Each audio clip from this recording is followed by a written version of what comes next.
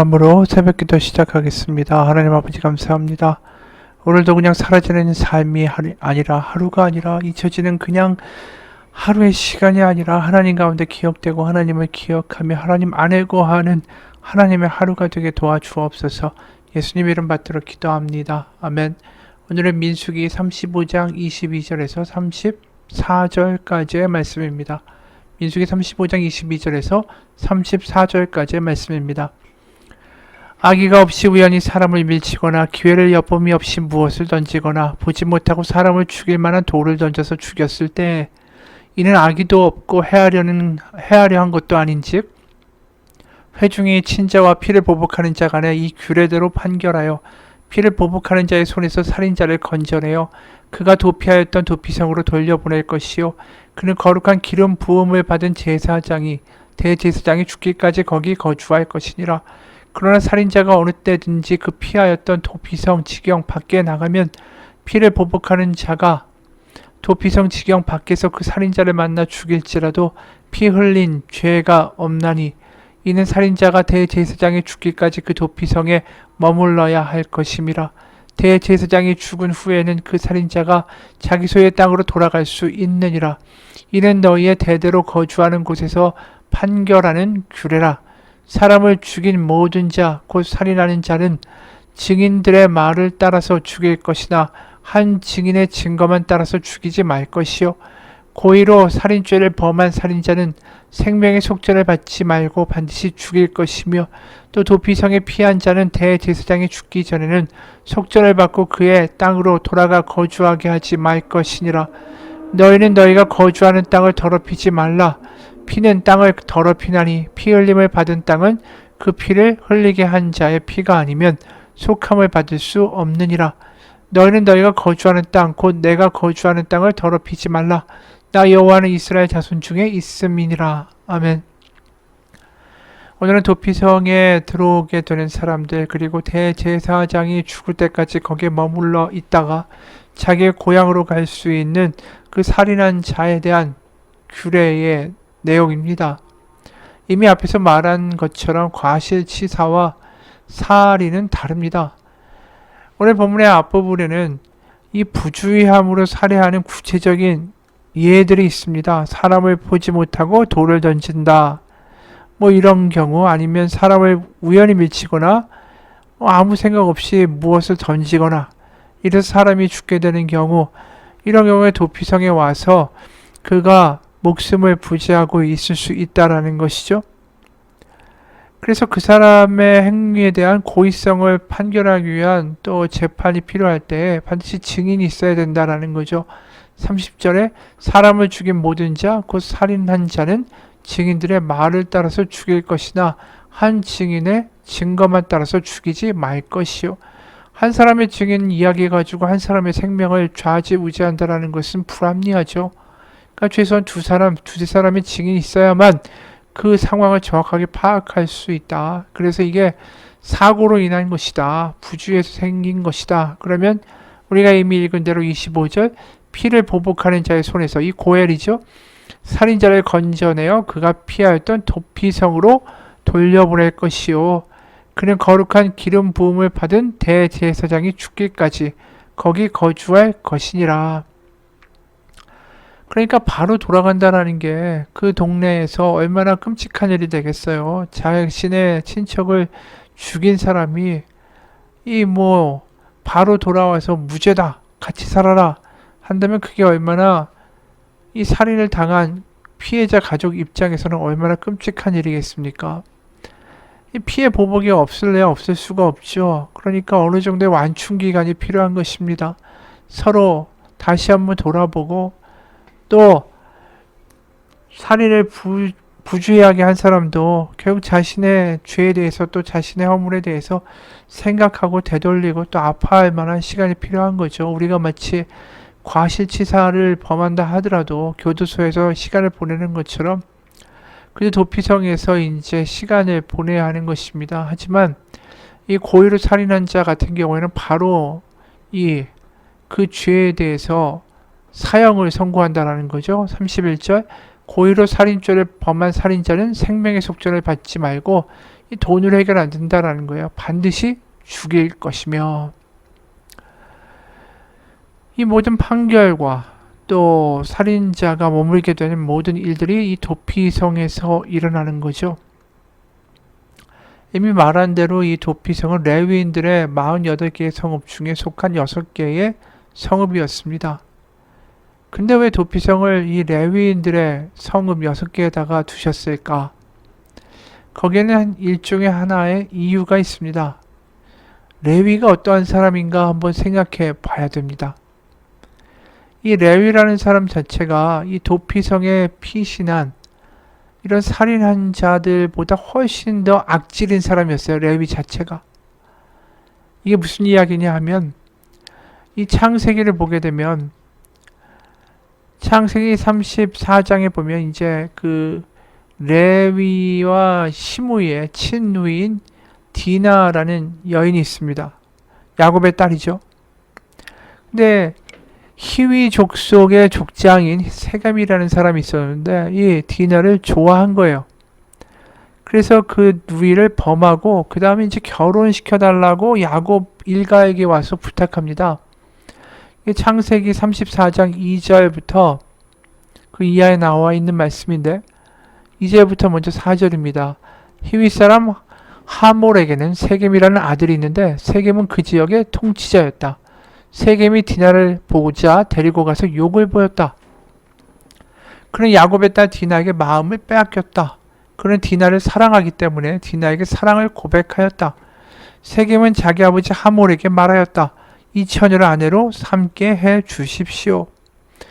그 말에 그 세겜 아버지 하몰이 직접 청혼을 하려고 야곱을 만나러 오는 거죠. 그러니까 범한 것이 실수고 잘못했고 이 그릇된 일이지만 거기서 끝난 게 아니라 이 세겜이라는 사람이 진심으로 사랑하고 아내를 맡게 해달라고 또 결단하고 아버지한테 부탁을 한 거죠. 사실 이 세겜이라는 추장은 굉장히 높은 집이 아닙니까? 게다가 그 당시 그 지역에서 한 커다란 족속을 이루고 있었으니까 가지고 있는 재산이나 기반이 굉장히 큰 사람이었죠. 그거에 비해서 야곱의 집안은 이 12아들 데리고 있는 것, 그리고 양, 소떼 좀 가지고 있는 것. 어떻게 보면 그들의 세력은 이 세겜이라는 사람에 비하면 중과부적인 상태였죠. 그 상황에서 이제 오는 거예요. 그리고 세겜이 진지하게 또 청혼을 합니다. 창세기 34장 11절이에요. 세겜도 디나의 아버지와 오라버니들에게 간청하였다. 저를 너그러이 보아주시기 바랍니다. 원하시는 것은 무엇인지 드리겠습니다. 신부를 데려오는데 치러야 할 값을 정해주시고 제가 가져와야 할 예물의 값도 정해주시기 바랍니다. 아무리 많이 요구하셔도 요구하시는 만큼 제가 치르겠습니다. 다만 제가 바라는 것은 디나를 저의 아내로 주시기를 바라는 것 뿐입니다. 어떻게 보면 자신들이 더 강한 부족 아닙니까? 힘으로 야곱의 일가들을 눌러버릴 수도 있고 얼마든지 무력으로 행사할 수 있었는데 이 세겜이라는 이 주장 그리고 그 히위 족속은 정중하게 야곱의 일가에게 디나를 아내로 달라고 원하는 걸 다 주겠다라고 이야기를 해요. 그러니까 여기서 이 야곱의 자식들이 좋다, 혼혈시켜 줄 테니까 당신 부족들 다 할례를 받으라. 그 말에 이 모든 부족 사람들이 할례를 받습니다. 이 세겜이 적극적으로 설득을 한 거죠. 그들이 우리와 함께 살 것이다, 야곱 일가가. 그런데 할례를 받고 대응이 불가할 때 이 디나의 친오빠들이 특히 레위와 시므온이 가서 이들을 다 죽여버립니다. 그러니까 야곱이 이렇게 반응하는 거예요. 30절. 일이 이쯤 되니 야곱이 시므온과 레위를 나무랐다. 너희는 나를 오히려 더 어렵게 만들었다. 이제 가나안 사람이나 브리스 사람이나 이 땅에 사는 모든 사람이 나를 사귀지도 못할 추한 인간이라고 여길 게 아니냐. 우리는 수가 적은데 그들이 합세해서 나를 치고 나를 죽이면 나와 나의 집안이 다 몰살당할 수밖에 없지 않느냐. 그들이 대답하였다. 그가 우리 누이를 창녀 다루듯이 하는데도 그대로 두라는 말입니까? 레위의 말, 시므이의 말은 틀린 거죠. 시몬의 말은, 이 레위와 시몬의 말은 자기 누이를 장녀로 취급했다고 하는데, 이 세겜은 절대로 장녀 취급을 안 했죠. 왜냐면 아내로 삼겠습니다. 정중하게 이야기했고 할례까지 받았고, 게다가 원하시는 것이 있으면 원하시는 대로 다 드리겠습니다라고 이야기했어요. 이게 무슨 장녀 취급을 한 것입니까? 끔찍한 살인을 저지른 거죠, 사실은. 이 자신의 분노를 가지고. 그러다 보니까 나중에 야곱이 가나안에서 애굽으로 가서 요셉을 만나고 이제 자신이 운명하기 전에 12아들을 축복하는데, 거기서 이때 사건을 잊지 않고 꺼내요. 시몬과 레위는 단짝 형제다. 그들의 휘두르는 칼은 난폭한 무기다. 나는 그들의 비밀 회담에 들어가지 않으며 그들의 회의에 끼어들지 않을 것이다. 상종하지 않겠다라는 거예요. 그들은 화가 난다고 사람을 죽이고 장난삼아 소의 발목 힘줄을 끊었다. 그 노여움이 혹독하고 그 분노가 맹렬하니 저주를 받을 것이다. 그들을 야곱 자손 사이에 분산시키고 이스라엘 백성 사이에 흩어버릴 것이다. 아버지가 마지막으로 축복하는 자리에 이런 저주를 해버려요. 그러니까 야곱이 노년이 돼서도 이게 너무나도 어처구니 없는 일이고 너무나도 끔찍하고 잔인한 일이라는 것을 이제 이 용서가 안 되는 거죠.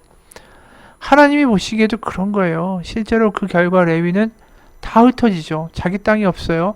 48개 성읍으로 흩어지게 되고, 시므온은 두 번째 인구조사할 때 그 지파가 부올에서의 음행 사건으로 인해서 반토막 나는 일이 벌어지게 됩니다.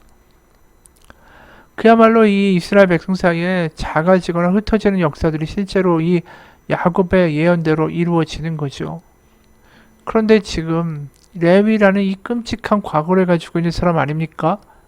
살인을 어떻게 했습니까? 즉흥적으로 자신의 분노 때문에 의도적으로 아주 치밀한 계획을 가지고 살인을 저지른 거죠. 할례 받게 해서 거동 못하게 한 다음에 다 죽여버렸으니까.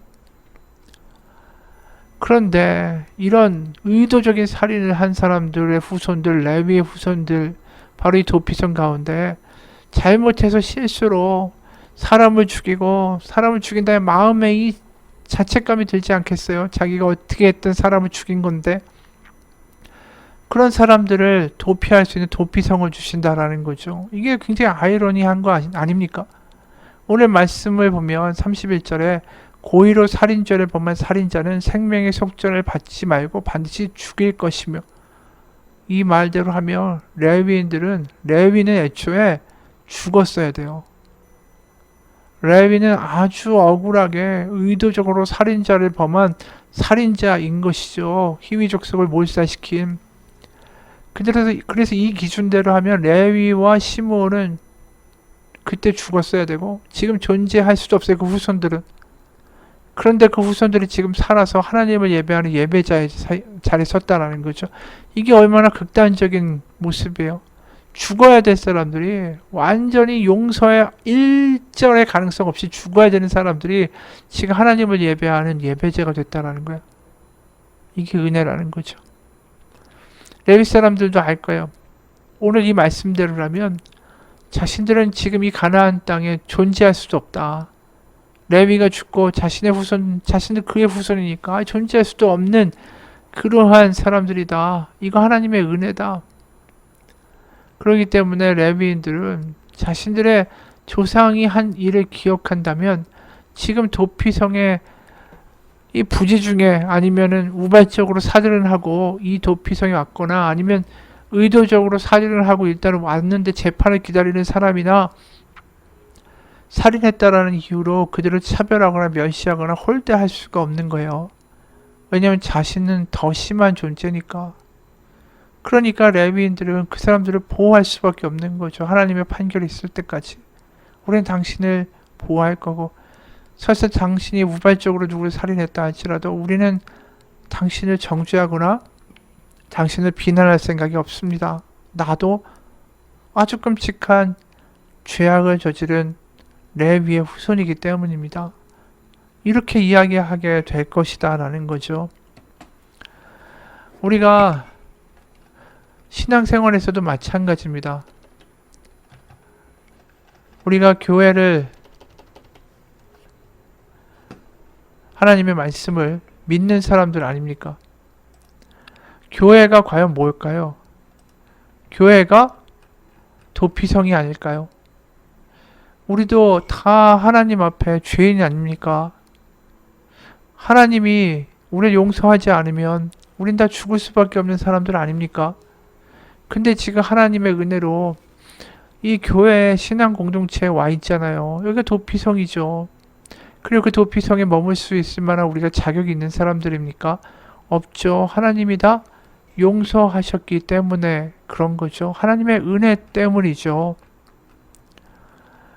그렇기 때문에 우리는 이 교회에 오는 어떠한 이들이든 간에 저도 죄인입니다. 그리고 하나님 받아주셨습니다. 당신도 하나님이 받아주실 것입니다. 하나님의 은혜뿐입니다. 이렇게 말하게 되지 않을까요? 교회는 이 레위와 같이 레위의 후손들 같이 죄 많은 그런 사람들이 은혜로 모여서 예배하는 곳 바로 도피성이라는 거예요. 도피성. 바로 그리고 우리의 죄값을 대제사장이 죽을 때까지 그 고의가 아닌 우발적으로 살인한 사람이 돌아가지 못한다고 그랬어요. 집으로. 그런데 우리의 대제사장이 누구죠? 예수 그리스도 아닙니까? 히브리서에서 말씀하잖아요. 우리에게 대제사장이 계시니 바로 그 대제사장인 예수 그리스도가 죽으심으로 우리가 바로 하나님의 자녀가 되는 은혜를 입은 바로 도피성에 머무는 하나님의 공동체, 그게 교회라는 거예요. 그래서 마태복음 5장 21절 이런 말씀이 있죠. 옛사람에게 말한 바 살인하지 말라. 누구든지 살인하면 심판을 받게 되리라 하였다는 것을 너희가 들었으나, 오늘 말씀에 해당되죠. 22절 나는 너에게 이르노니 형제에게 노하는 자마다 심판을 받게 되고 형제에 대하여 라가 바보라고 하는 자는 공회에 잡혀가게 되고 미련한 놈이라 하는 자는 지옥불에 들어가게 되리라. 그러므로 예물을 제단에 드리려다가 거기서 내 형제에게 원망을 들을 만한 일이 생각나거든 예물을 제단 앞에 두고 먼저 가서 형제와 화목하고 그 후에 와서 예물을 드리라. 여기에 나와 있잖아요. 살인을 하는 자는 반드시 살인을 당해야 하는데, 심판을 받아야 되는데, 예수님의 말씀에 팔복의 또 산상수훈의 말씀에 따르면 형제를 바보라고 부르고 노하고 형제를 원망이 들어가게 하고 미련한 놈이라고 하고 이러한 모든 일을 한 것에 대한 대가가 결국은 지옥불이고 결국은 멸망이라는 거죠. 그런데 우리가 다 그런 일들을 저지르잖아요. 그런데도 우리가 하나님 앞에 돌아갈 수 있는 이유, 하나님은 도피성을 만들어주시고 예수님을 우리를 위하여 죽이심으로 우리가 그 하나님의 예배, 하나님의 공동체 안에 머물 수 있는 은혜를 허락하셨어요. 그래서 가장 하나님이 중요시하는 게 무엇일까요? 용서예요. 내가 저 사람보다 낫기 때문에 저 사람이 잘못했고 저 사람의 잘못을 지적하는 게 아니라 우리는 다 하나님의 은혜 아니면 안 된다라는 도피성에 와 있다라는 생각을 하게 된다면 더 이상 형제를 바보라고 말하고 형제를 지옥 갈 거라고 이야기하고 형제가 원망할 만한 어떤 그 마음 아픈 일들을 하게 되고 이런 일을 할 수가 없는 거죠. 교회가 도피성인 이상 다 은혜로 우리가 이곳에 머무는 이상 어떻게 형제를 미련하다 바보다 그리고 형제를 노하게 하고 이런 일들을 우리가 할 수 있겠어요? 우리가 할 수 없죠. 오히려 하나님이 보시기에는 너희가 어떻게 해서 이 성읍에 들어왔는데 어떻게 도피성에 들어왔는데 어떻게 네가 저 사람 바보입니다라고 말할 수 있느냐. 하나님이 오히려 더 그것에 대하여 우리에게 죄를 물으신다라는 게 예수님의 뜻이죠. 맞습니다. 교회는 예수님의 피로, 대제사장인 예수님의 피로 만들어진 하나님의 도피성입니다. 바로 나 같은 사람도 받아주신 하나님의 은혜, 그 은혜가 회복되고 그래서 우리의 공동체는 하나님의 은혜뿐입니다. 그래서 예배하고 레위인들이 정말 자신의 조상을 생각하면서 이런 살인자와 같은 우리를 받아주신 하나님을 기뻐합니다. 그리고 도피성에 살인하고 들어온 사람들, 제가 실수했던 뭐 어쨌든 간에 하나님 사람을 죽였습니다. 그 사람을 또 아프게 했고 그 가족들의 마음을 아프게 했습니다. 저는 죄인입니다. 이렇게 고백하는 사람들의 제사가 드려지는 곳, 그곳에 모든 이들이 머물 수 있어요. 누구도 그 자신을 탓하거나 비난하지 않아요. 왜요? 다 똑같은 죄인이니까. 그 자리에서 같이 예배하는 은혜 가운데 하나님의 회복이 있는 것입니다. 우리가 매 주마다 주일에 예배할 때 우리 죄의 고백을 하고 사죄 선언을 하고 그리고 하나님의 말씀을 듣잖아요. 그게 그냥 하는 게 아니에요. 도피성에 들어와서 제일 먼저 해야 될 고백은 뭡니까? 도피성에 온 사람들은 다 죄인입니다. 하나님의 은혜밖에 없습니다. 이게 도피성에 들어온 사람들의 해야 할 일 아니겠어요? 그게 우리의 예배의 모습이에요. 우리가 매일마다 하루를 시작하면서 하나님 저에겐 무능합니다. 저는 또 죄를 짓습니다. 하지만 하나님의 은혜로 용서받고 하나님의 은혜로 힘있고 하나님의 은혜로 오늘 살기 원합니다. 그렇게 예배하고 기도하며 살아가는 우리가 되길 주님의 이름으로 축원합니다. 하나님 아버지, 우리가 살아가는 것 하나님의 은혜 아니면 안 됩니다. 우리의 예배, 우리의 공동체 다 하나님 앞에 똑같은 연약한 자들로 우리의 부족한 죄를 고백하며 서는 것입니다. 내가 더 낫고 내가 더 잘났고 내가 더 가졌고 내가 더 똑똑하고 내가 더 알고 이거 아무 소용없습니다. 우린 다 하나님의 은혜 아니면 아무것도 아닌 사람들이기 때문입니다. 하나님의 도피성, 바로 이 예배에, 이 신앙의 공동체에 매주 또 매일 예배하며 하나님의 은혜에 감격하는 우리의 신앙의 삶이 되게 도와주옵소서. 예수님 이름 받들어 기도합니다. 아멘.